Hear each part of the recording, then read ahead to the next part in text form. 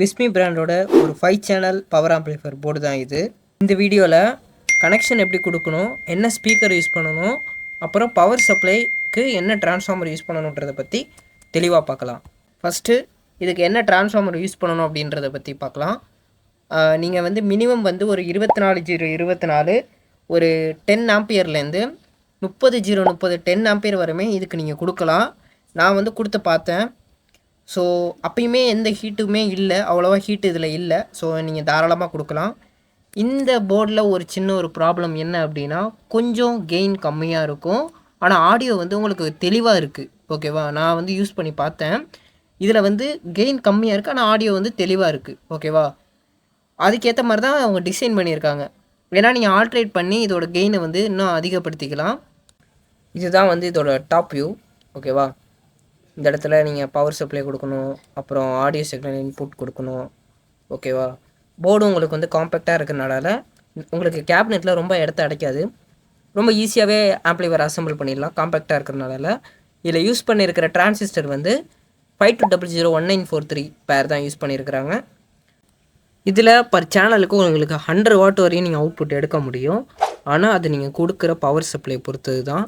நான் எப்போயே சொல்கிறது தான், நீங்கள் நல்ல ஒரு 30/030 டிரான்ஸ்ஃபார்மர் யூஸ் பண்ணி ஒரு 10 ஆம்ப்ஸ் போட்டால் தான் நீங்கள் இதோட மேக்ஸிமம் அவுட்புட்டை எடுக்கவே முடியும்.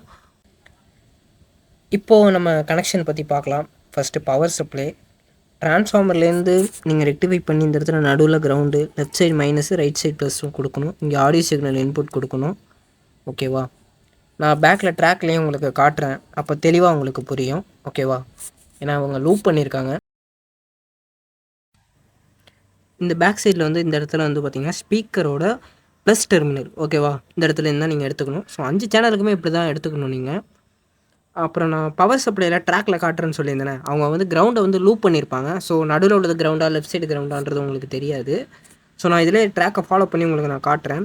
ஸோ இந்த இடத்துல பார்த்திங்கன்னா கிரவுண்டை லூப் பண்ணி அதுலேருந்து கொடுத்துருப்பாங்க. ஓகேவா, அது எல்லா ஆடியோ இன்புட்டுக்கு பக்கத்துலேயும் கிரவுண்டாக இருக்கும் அது. ஸோ அதுதான் நமக்கு காமனாக கிரவுண்டாக நீங்கள் கொடுக்கணும். ஓகேவா, மாற்றி கொடுத்தீங்கன்னா ஷார்ட் ஆயிரும். ஸோ அதனால் பார்த்து கொடுங்க.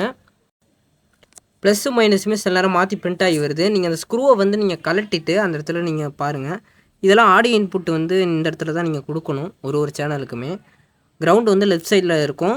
ஆடியோ இன்புட்டுக்கு ட்ராக் இருக்காது, கிரவுண்டு எல்லாத்துலேயுமே லூப் ஆகிருக்கும். அதுதான் உங்களுக்கு பார்த்திங்கன்னா ஆடியோ இன்புட்டுக்கான கிரவுண்டு. ஓகேவா, ஸோ இந்த ஸ்க்ரூவை நீங்கள் கலட்டிட்டு பவர் சப்ளையை கரெக்டாக பாருங்கள். அதிலே மென்ஷன் பண்ணியிருப்பாங்க ப்ளஸ் மைனஸ். சில நேரம் மாறி வருது, நான் சொன்ன மாதிரி இருக்கும்னு நீங்கள் பார்க்க முடியாது, சில நேரம் மாறி வருது, அதனால் பார்த்துங்க. ஸோ இதுக்கு என்ன ஸ்பீக்கர் யூஸ் பண்ணலான்றதை பற்றி இப்போ பார்க்கலாம். மேக்ஸிமம் நீங்கள் 8 இன்ச்சில் ஒரு 100 வாட்ஸ் ஊஃபர் போட்டிங்கன்னா நல்லாயிருக்கும்.